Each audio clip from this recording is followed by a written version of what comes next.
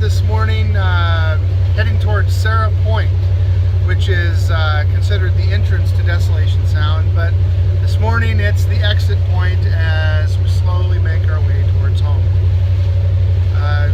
It's always an experience rounding Sarah Point, whether coming or going, because it's just an absolutely beautiful spot on earth.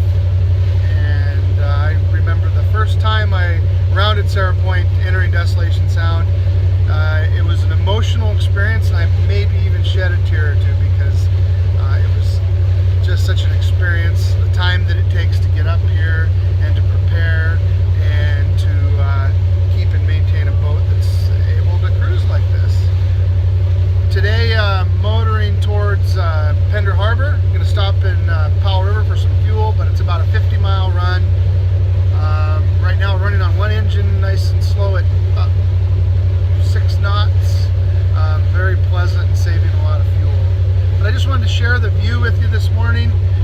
It's been a wonderful trip for the last couple weeks with some wonderful people and great friends. We visited a lot of really nice spots in Desolation Sound and the Discovery Islands.